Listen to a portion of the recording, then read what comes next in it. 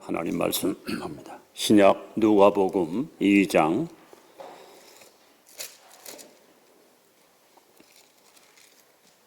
41절 말씀부터 52절 말씀까지 우리 교독합니다. 신약 90페이지입니다.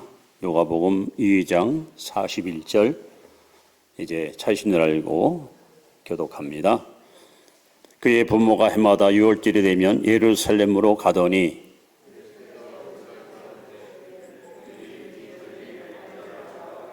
그 날들을 마치고 돌아갈 때에 아이 예수는 예루살렘에 머무셨더라. 그 부모는 이를 알지 못하고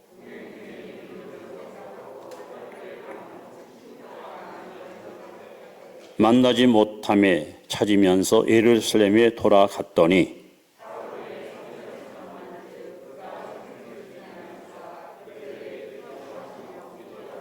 듣는 자가 다 그 지혜와 대답을 놀랍게 여기더라.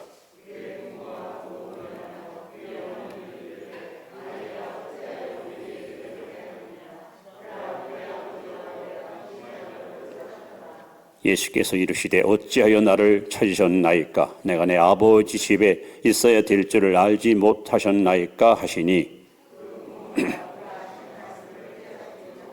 예수께서 함께 내려가사 나사렛에 이르러 순종하여 받드시더라. 그 어머니는 이 모든 말을 마음에 두니라.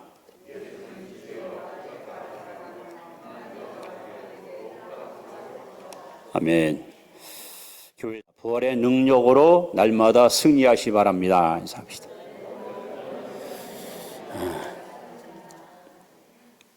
지난 2019년 9월 달에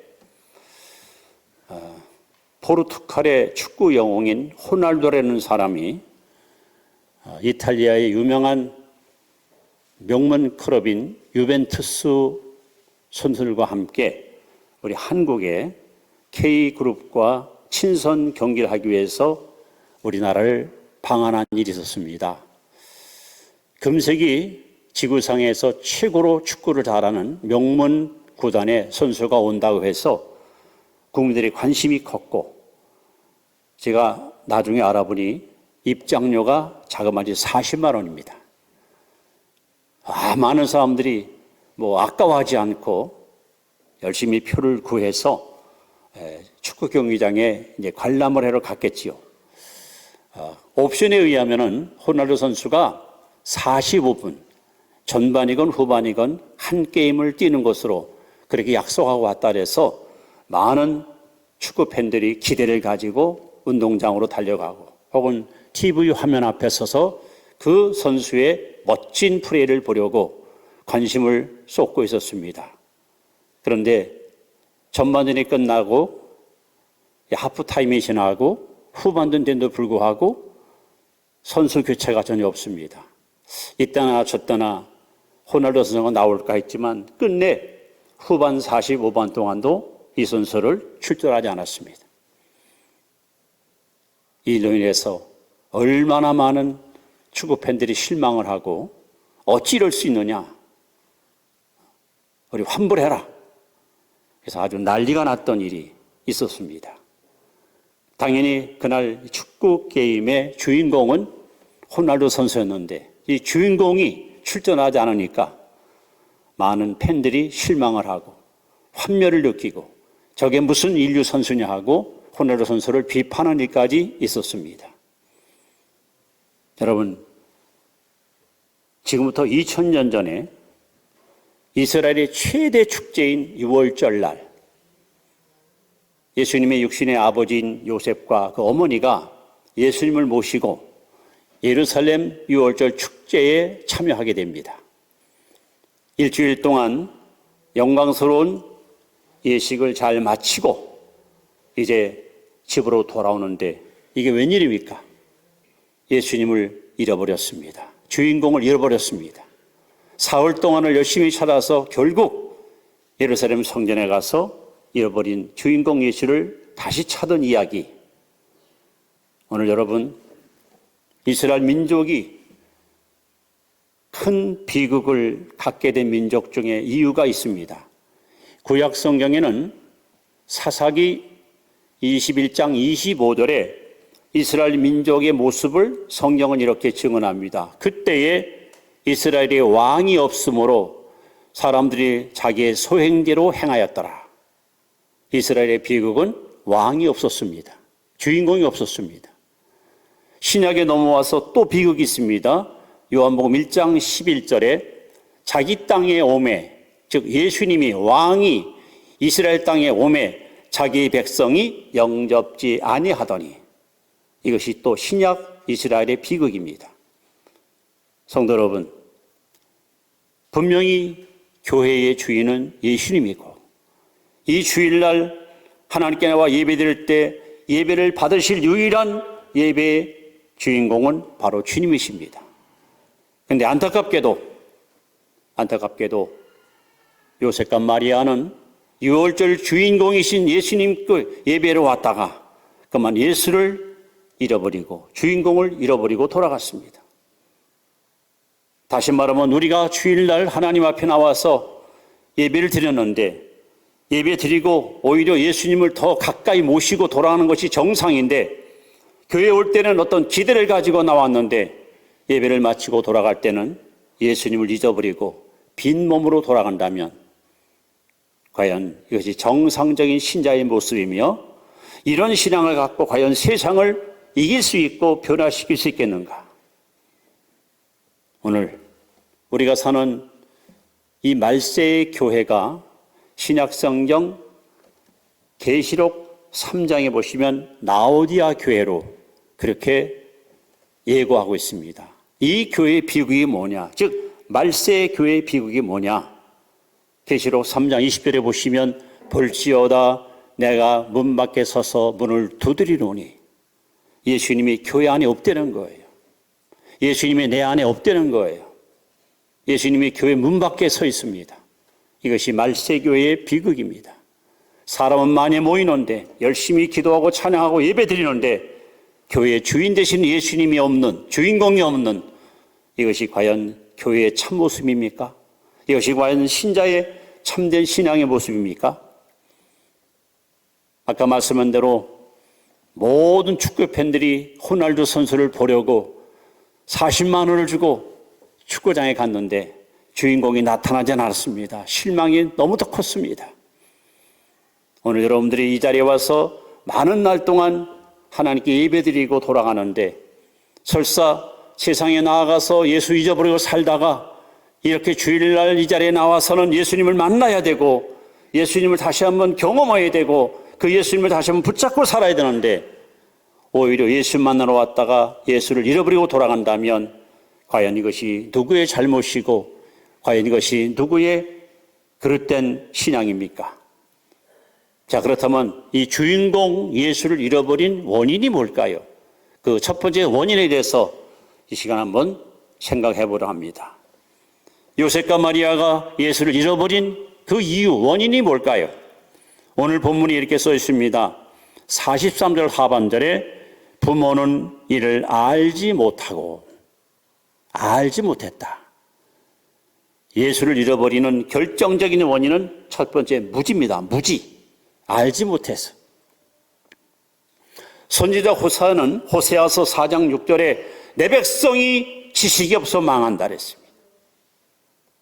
오늘 여러분들이 예수를 바로 안다면, 예수가 나와 어떤 관계를 맺고 있고 그분이 나에게 어떤 존재인 걸 바로 안다면 우리는 절대로 예수를 잃어버리지 않습니다. 잘 모르니까 그냥 건성으로 우리가 예수를 알고 믿으니까 우리는 주님을 너무 소홀하게 다루고 쉽게 잊어버리는 것이 아닙니까?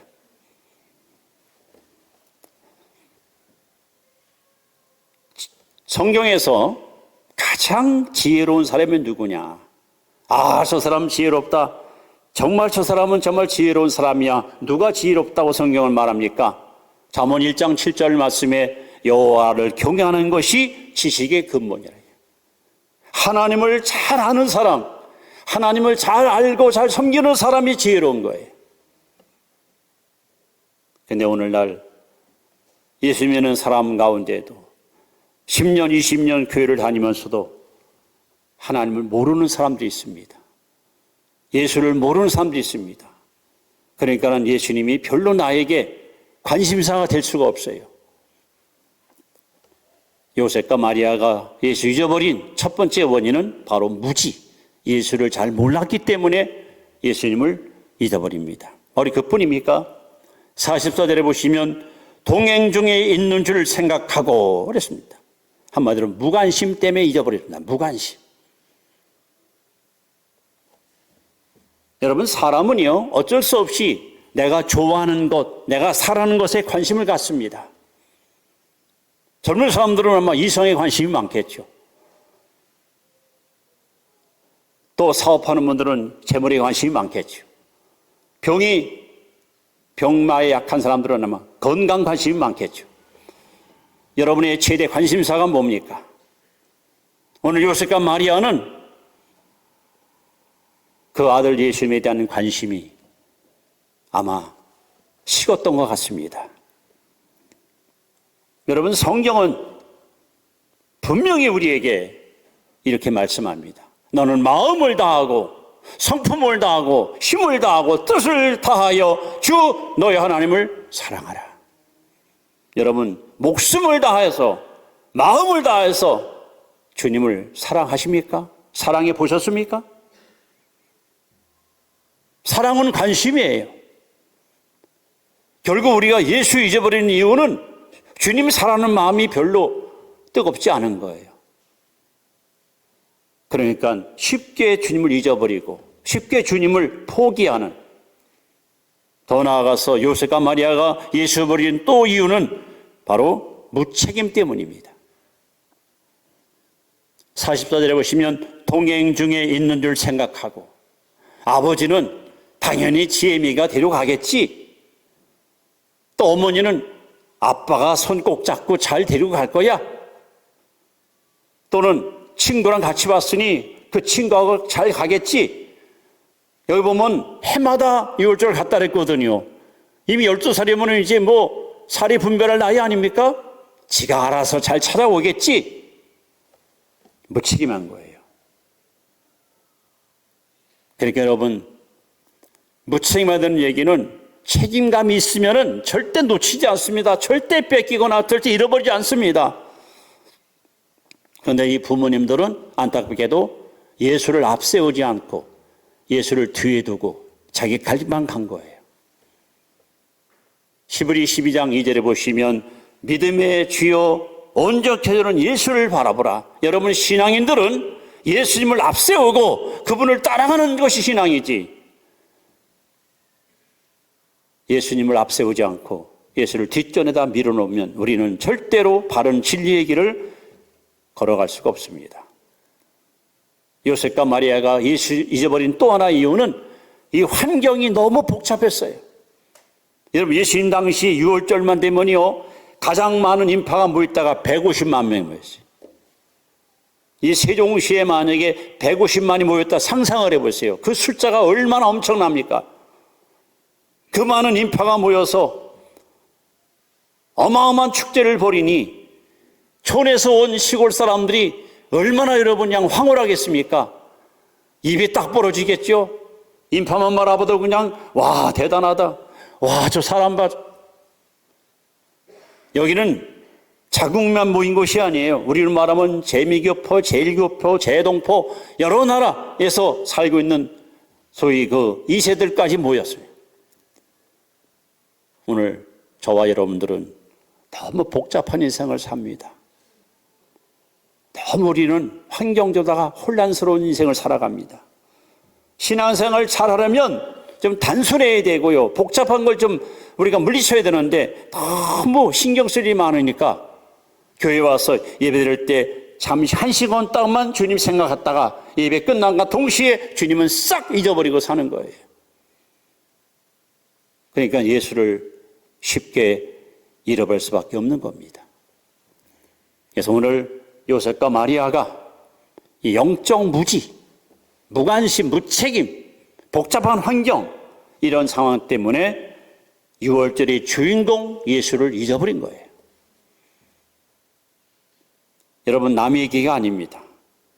저도 여러분도 잘못하면 내 인생에 우리 교회에 내 가정의 주인공 되시는 예수를 잊어버릴 수 있습니다.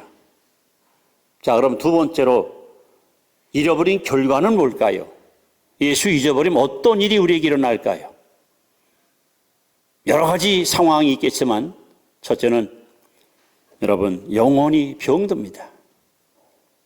예수님께서 요한복음 15장에 유명한 비유를 말씀합니다.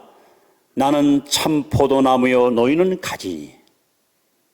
예수님은 참 포도나무고 우리는 그에 붙어 사는 가지입니다.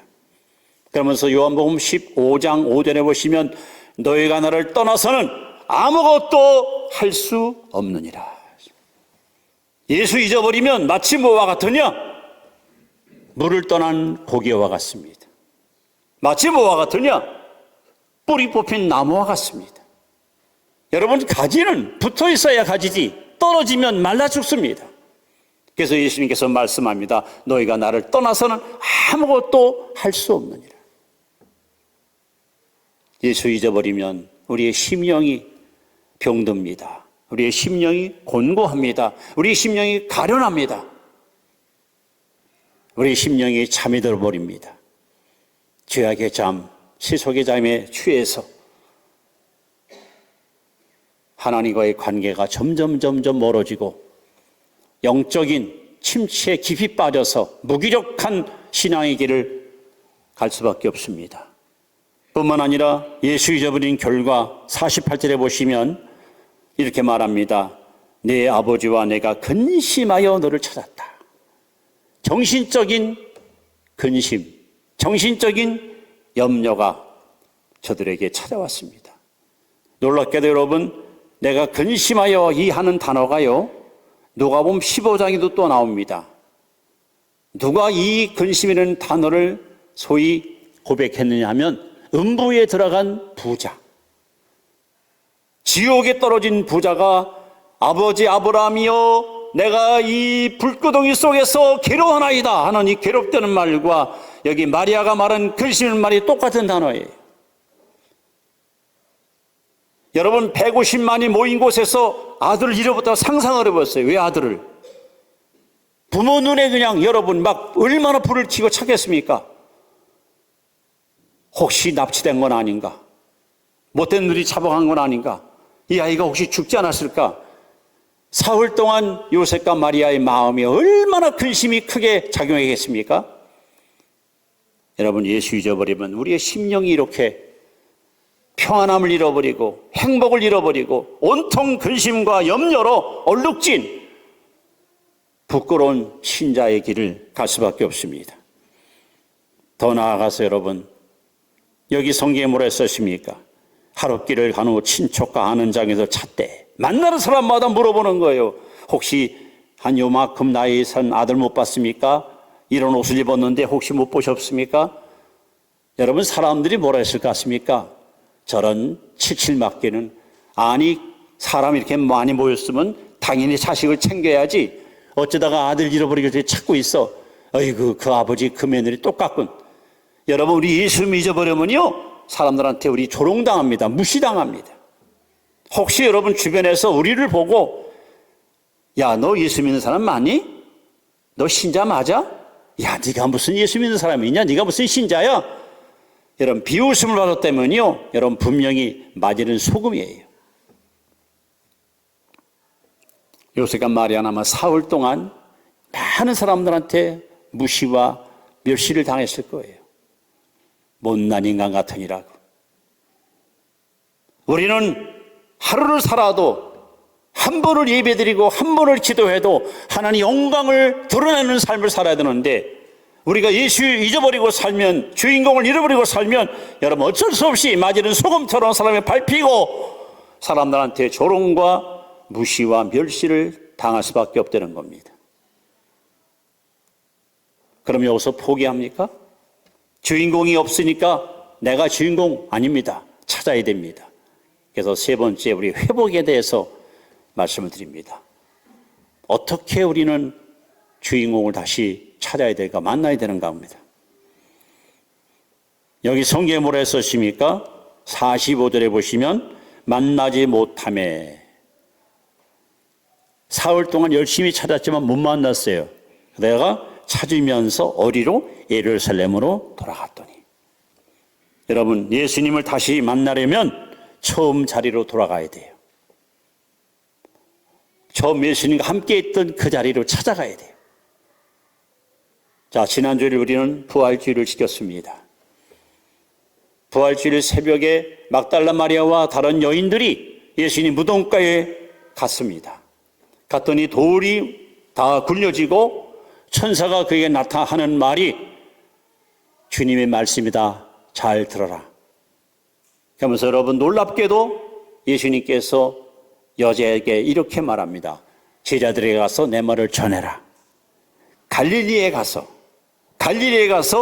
내가 너를 만나겠다. 이것이 부활하신 예수님이 처음으로 하신 약속의 말씀입니다. 제 생각에는 예루살렘에서 너희를 만나겠다. 그래서 많은 인파가 모인 곳에서 부활하신 예수님이 부활의 모습을 보여주면 훨씬 상징 효과가 클 텐데 왜 예수님께서는 굳이 갈릴리에 가서 제자들을 만나겠다고 말씀했을까요? 갈릴리, 바로 그 자리는 제자들이 최초로 예수님께 부름받은 자리입니다. 아무 별별 없던 고기 잡는 형편없는 어부들이 주님의 제자로 부름받은 자리, 소명의 자리, 사명의 자리, 첫사랑을 고백한 자리, 죄인이 구원받은 자리, 바로 그 갈릴리, 처음 주님 만난 곳. 여러분, 거기 가야 우리는 다시 예수님을 만날 수 있고 다시 예수님을 경험할 수 있습니다. 뿐만 아니라 여기 성경에 뭐라 썼습니까? 46절에 성전에서 만난 즉, 성전에서 만났다. 오늘 말하면 교회에서 만났다. 예수님 마태복음 18장 20절에 너희 두세 사람이 내 이름으로 모인 곳에는 나도 그 가운데 함께 하느니라. 여러분, 우리 예수님이 이 시간 성령으로 이 교회 안에 여러분 곁에 함께 계심을 믿으십니까? 하나님의 약속입니다. 열왕기상 9장 3절에 보시면 하나님이 이렇게 말씀하십니다. 이 성전을 거룩하게 구별하여 내 이름을 영원히 그곳에 두며 내 눈길과 내 마음이 항상 거기에 있으리라. 여러분, 이 교회가 무엇입니까? 이 성전이 무엇입니까? 하나님이 말씀합니다.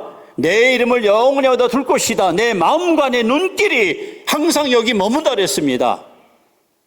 그래서 요셉과 마리아는 성전에 가서 예수님 만난 거예요.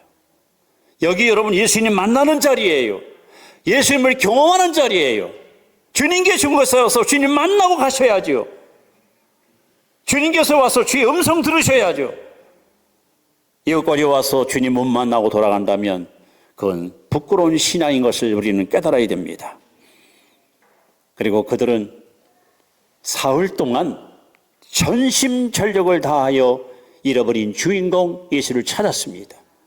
이사야 55장 6절에 너희는 여호와를 만날 만한 때에 찾으라. 가까이 계실 때에 그를 부르라. 여러분, 하나님은 지금 멀리 계시지 않습니다. 가까이 여러분 곁에 우리와 함께 하십니다.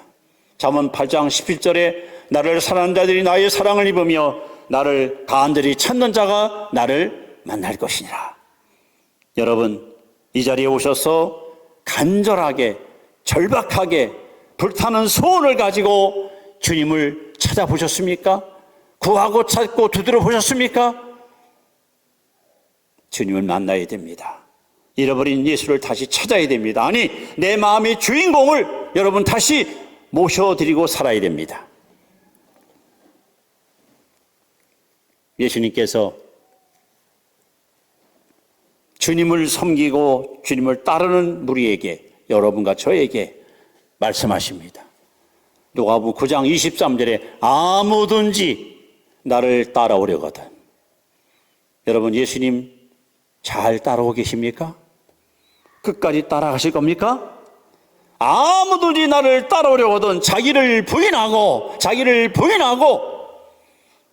우리가 예수님 따라가려면 무엇을 해야 되느냐? 자기를 부인해야 합니다. 다시 말하면 하나님, 나는 주인공이 아닙니다. 자기를 부인해야 됩니다. 뭘 부인할 것인가? 제가 늘 강조하지요. 세 가지. 첫째, 내 인생의 주인은 내가 아니다. 내 인생의 주인은 바로 주님이십니다. 내 인생의 주인은 하나님이십니다. 두 번째, 소유의식. 하나님, 이 땅에 내 것은 아무것도 없습니다. 생명도, 시간도, 건강도, 물질도, 재능도 하나님께로부터 우리가 다 빌려온 거예요. 반드시 회수해야 돼요. 주님이 부르시면 다 돌려보내야 돼요. 우리는 위탁자예요. 우리는 관리자예요. 우리는 여러분 청직에 불과합니다. 이 세상에 내 것은 아무것도 없습니다. 우리는 모두 빈손으로 왔다. 그리고 빈손으로 떠나는 것이 우리 인생입니다. 셋째, 우리는 생존의식. 내 인생은 내 뜻대로 살면 안 돼요. 하나님의 뜻을 이루기 위해서, 성취하기 위해서 우리를 이 땅에 보냈고, 우리를 부르셔서 제 자녀 삼으셨고, 우리에게 직분과 사명을 주었습니다. 그렇다면 우리가 살아야 될 삶의 이유가 있다면 내 삶을 통해 하나님의 뜻을 이루어드리는, 성취하는 이런 삶을 살아야 되는 것입니다. 여러분, 오늘 제가 설교 제목을 주인공이 없는 무대 이렇게 지었습니다. 지금 여러분 마음의 성전에 주인공이 계십니까? 여러분 가정의 호주가 누굽니까? 여러분 사업체의 진정한 소유주가 누굽니까? 여러분 이 교회의 진정한 주인이 누굽니까?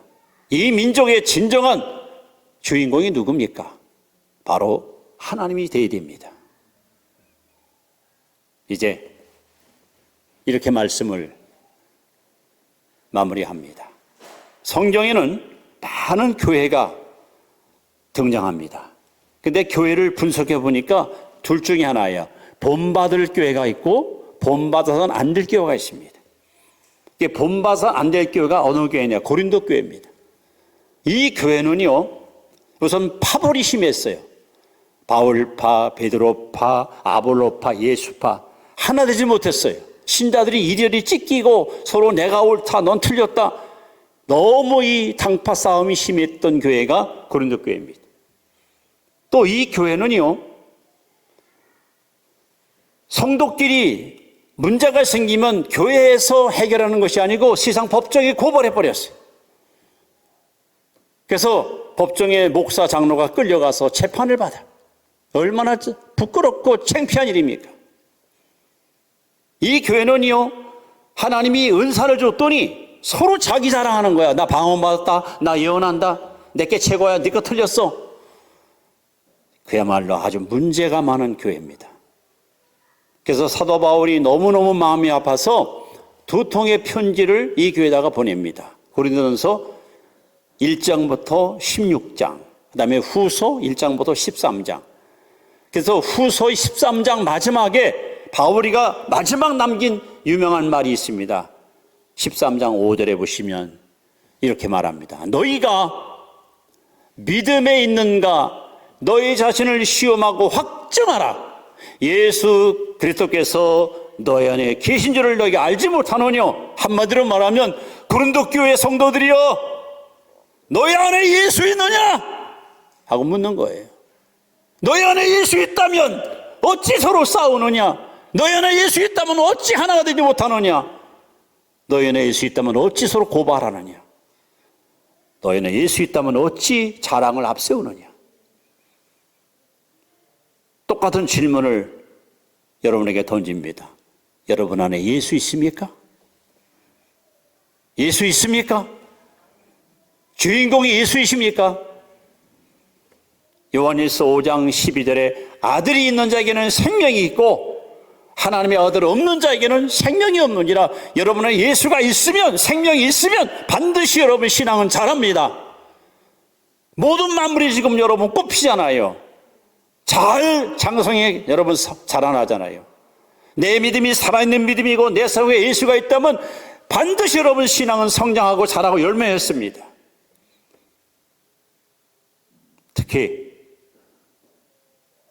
로마서 14장 17절에 하나님의 나라는 먹는 것과 마시는 것이 아니요 오직 성령 안에서 의와 평강과 희락이라. 여러분, 죽어 천국 아니에요. 살아서 지금 내 안에 천국이 이루어진 사람만 천국에 들어갈 수 있어요. 마음의 천국이 이루어진 사람만 저 영광의 나라에 들어갈 수 있어요. 거듭나지 않고는 아무도 천국에 못 갑니다. 그럼 내가 지금 내 안에 예수님이 있는지, 내 안에 왕이, 내 안에 주인공이 예수인지 어떻게 알 수 있느냐? 세 가지 증거가 있어요. 첫째, 의. 둘째, 평강. 셋째, 희락. 여러분 안에 예수님 계시면, 다시 말하면 의로우신 주님이 내 마음의 주인공이 되시면 죄가 싫어져요. 죄가 싫어져요. 보기도 싫어, 듣기도 싫어, 귀찮아. 전에 예수님 내 안에 주인 되기 전까지는 죄가 즐거웠어. 아주 죄의 유혹에 너무도 쉽게 끌려갔어. 은혜는 죄가 싫어요. 내 안에 예수 있으면 여러분 마음에 평안이 있어요. 지금 코로나 때문에 사람들은 이러고저러고 떠들고 마우성치고 불안해하고 초조해하는데 전혀 마음에 요동함이 없어요.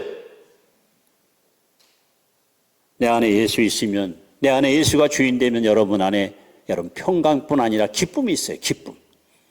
이건 세상이 줄 수 없는 기쁨이에요. 여러분, 내 마음의 주인공이 누구십니까? 여러분 가정의 주인공은 누구시며, 이 교회의 주인공은 누구시며, 우리 민족의 주인공은 누구십니까? 안타깝게도 지금 성도 개개인, 그들의 가정, 그리고 오늘 교회 모습 볼 때 주인공이 없어. 아까 말씀대로 주인공이 밖으로 쫓겨나가 있어. 그리고 자기가 주인공 노릇하려고 설치고 있고, 너무 지나치게 의욕을 앞세우고, 그래서 교회가 혼란에 빠지고 갈등이 생기고 성도들의 신앙이 자꾸만 여러분 세속화되고 하는 안타까운 현실이 우리가 사는 오늘의 모습입니다. 오늘 이 시간을 통해 다시 한번 여러분 영적 상태를 점검하세요. 그리고 하나님, 내 마음의 성전의 주인은 바로 주 예수십니다. 이 교회의 주인공도 바로 주 예수 그리스도십니다. 우리 가정에, 우리 일터에, 내 삶의 현장 속에 영원한 주인공은 오직 예수.